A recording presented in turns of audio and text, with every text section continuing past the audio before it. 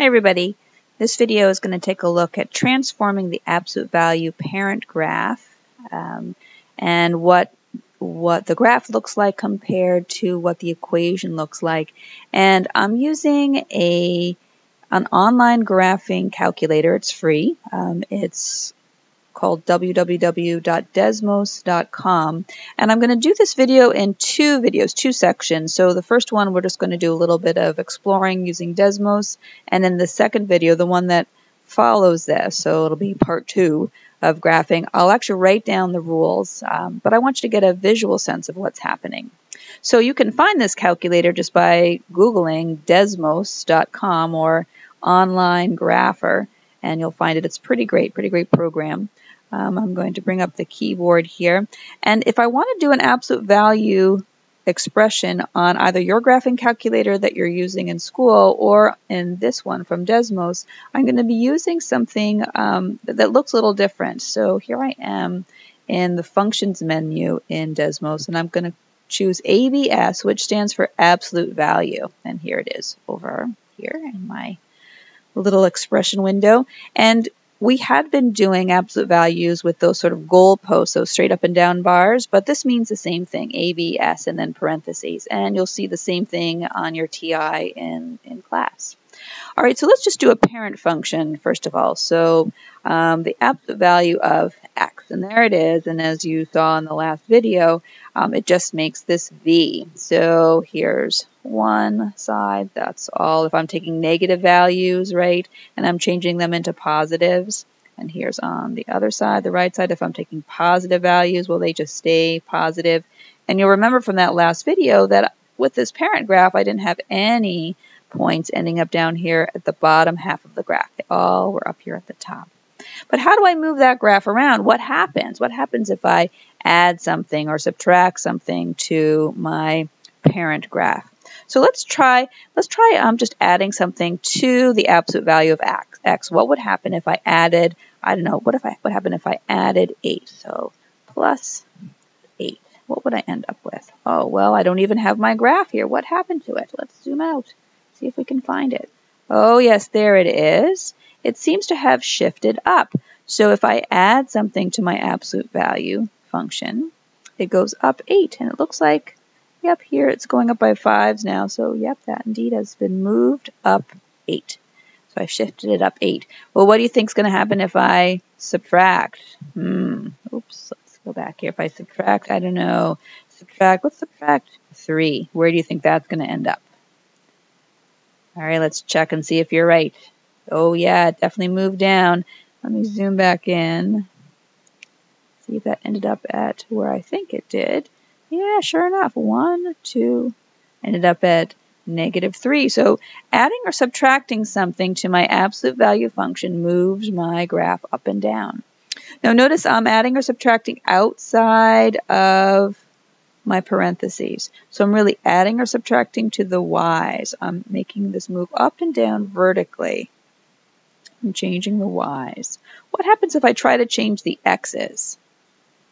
So if I go inside the parentheses and I add or subtract something to the x, so now I'm going to be shifting things hopefully in this direction from left to right. So what happens if I do the same thing? What if I add 8 to the inside? What do you think is going to happen here? So make a prediction. Now let's check, see if you're right. Add 8. Ooh, were you right? Did you think that it was going to move to the left? That's sometimes a surprising thing. Look at this. I'm adding something to the x, but for some reason it's moving over here to the left. It's not moving the way in the direction I would predict, maybe, over here to the right.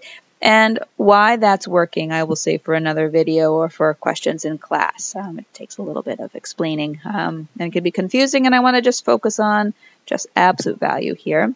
But I am now pretty confident that if I subtract, I'm going to probably go in the other direction. Yep, there we go. If I subtract 8, I'm moving horizontally, like to the right, 8 points over. The whole graph has shifted 8 to the left. So if I subtract, I'm moving left. I'm moving right. So if I subtract, No, if I subtract, I move, subtract 2. Yep, I'm going to move to the right 2. And if I add, so if I add 2, I'm going to move to the left. So if it's outside the parentheses, I'm going to move up and down. If it's inside the parentheses, I'm going to move left and right. Now don't worry about writing all this down, and we're going to do that in the next video. But I think there's some other things we can do to move this graph around.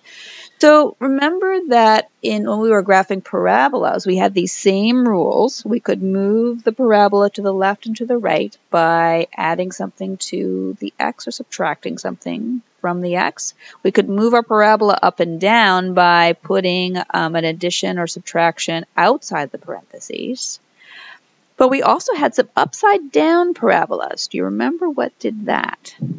And can we make our absolute value graph also flip over this y-axis or x-axis here? And for all of you that were remembering that we could just make this a negative or subtraction, let's see if I could just put subtraction here. Oop, yep, you were right. Let's zoom out here. So if I have a negative value in front, this was my negative a when we were talking about parabolas, it is going to flip over the x-axis. It's going to flip upside down. So that's moving left and right, up and down, flipping. Well, we also talked about stretches and shrinks. Oh, you know what? What happens? And this may be a little, well, I'll wait. I was going to say, well, what happens if we put a negative on the inside here? And I think if I put a negative on the inside here, you may not see what is going on. So does it look like anything's changed? Something has changed, but it's hard to see in the absolute value function. And I'll give you bonus points if you can figure out why or what is actually happening.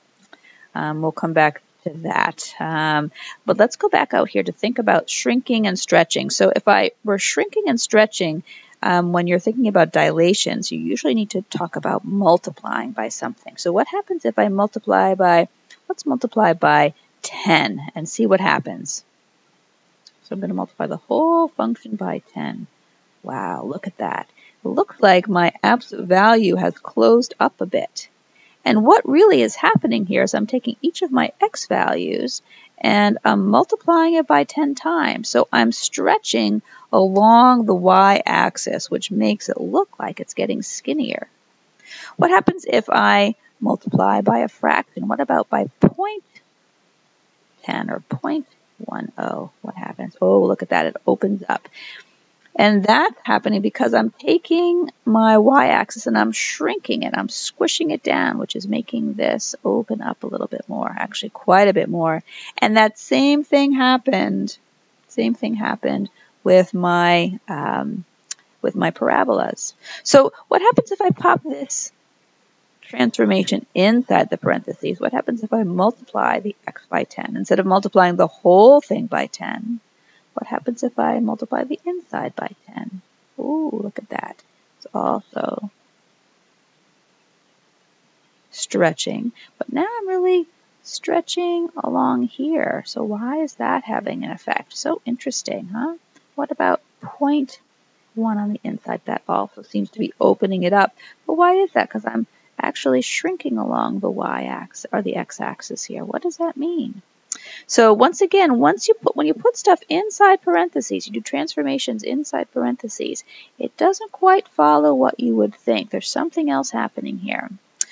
All right, well, we are going to stop this video here. I wanted to give you just sort of an overview of what might be happening. And in the next video, I will write down those rules and maybe we'll talk a little bit about why it is that inside the parentheses, things do not seem to be behaving in the way we would expect. See you in the next video.